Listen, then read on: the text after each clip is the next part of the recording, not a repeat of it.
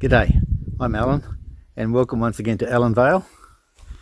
We're going to have a quick look at the trusses in the shed and how they were built, and a few things to watch out for on the way so that you can make sure that you do it safely on your own.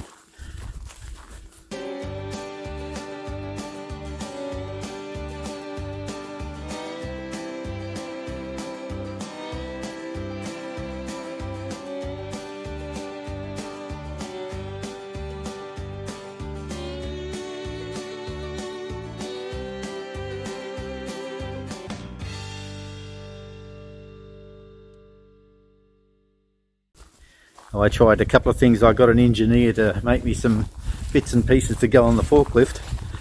They weren't entirely successful because trusses, when you have them starting off with, they're very flimsy and they're liable to bend.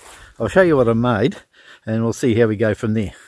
The thing I had made was this bar to go on the forklift. It was an upright. I could use it like a boom on the forklift, and I also had made a spreader bar so I could try and lift the truss up using the spreader bar. It wasn't entirely successful because it wasn't wide enough and the truss was going to bend, so I ended up lifting it by hand. So here's the way to go.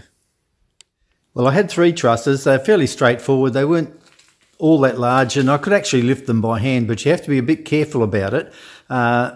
If you find a spot about 1.5 metres in from the top, you'll find a balancing point and you can lift them quite safely without bending them. So what I did is I made some props and I lifted one side up 2 feet and stuck a prop under it, and then I lifted up the other side and stuck a prop under that, and then I got a 4-foot prop and put it in there, and then I got a 6-foot prop, and then I was almost ready to whack them up on their own. So what I did was I got some spare purlin material and I put a screw in the side and to stop it falling back on me, and as I pushed the thing upwards with a push bar, the purlin slid along and held it upright. So I gradually worked it up from both sides, lifting from about 1.5 metres in from the bend on the corner there, and that worked quite well.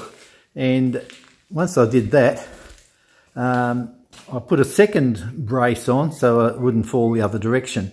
So I had 2 screws in the top, 2 purlins, and I could pull or push the 2 purlins and brace the corner up. It was quite straightforward and easy to do, and they're not particularly heavy on their own, but they are very bendy and you have to be careful that you brace them so that they're not going to come over on you in the wind and things like that. So once I had the 2 sides upright and plumb, I then had to get the centre upright as well. So what I did was I got 2 long purlins.